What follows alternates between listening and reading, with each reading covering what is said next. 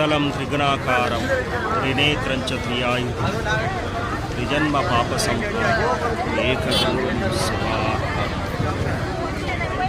1 తారీఖు 2వ నెల 2026 పౌర్ణమి సందర్భంగా స్వామివారి శిఖర దర్శనం, స్వామివారి కొండ శిఖర దర్శనం మనం చూసుకోవచ్చు. ప్రాప్తం లేనటువంటి వాళ్ళు ఈ దర్శనం ద్వారా స్వామివారిని కీర్తించవచ్చు. ఓం నమః శివాయ.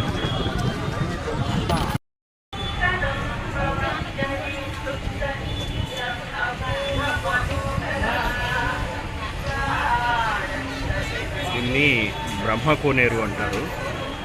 ఇంతకుముందు ఇక్కడ స్నానం చేసి స్వామివారి దర్శన భాగ్యం ఉండేది.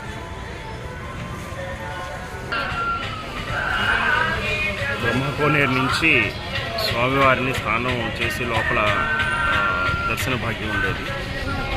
చాలా బాగుంటుంది. ఇక్కడ శివయ్య, బ్రహ్మకోన సుబ్రహ్మణ్య స్వామి ప్లస్ కుబేర స్వామి ఉంటారు. లోపల దర్శన భాగ్యం ఎప్పుడన్నా వస్తే మిస్ కాకుండా చూడండి. సుబ్రహ్మణ్య స్వామివారి అలంకరణ ఉత్సవమూర్తి ఈరోజు ఉత్సవం జరుగుతుంది.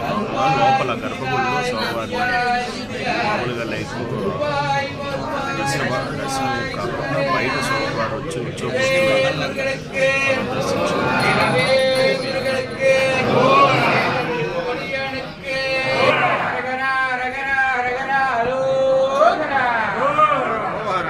ఓం నమః శివాయ. ఆది భిక్షువు వాడిని ఏది కోరేది, బూడిదిచ్చేవాడిని ఏది అడిగేది. అవును మరి శివుడు ఆది భిక్షుడే. మన యొక్క పాపాలను తన సంచిలో వేసుకోవడానికి వచ్చేటువంటి ఆది భిక్షుకుడు. బూడిదిచ్చేవాడే. ఐశ్వర్యము, సంపద, ఆరోగ్యము, సౌభాగ్యము ఇటువంటి సంపదలు ఇచ్చేటువంటి భోగ ప్రాప్తకరుడు మహాశివుడు. సో ఇటువంటి క్షేత్రం అరుణగిరి.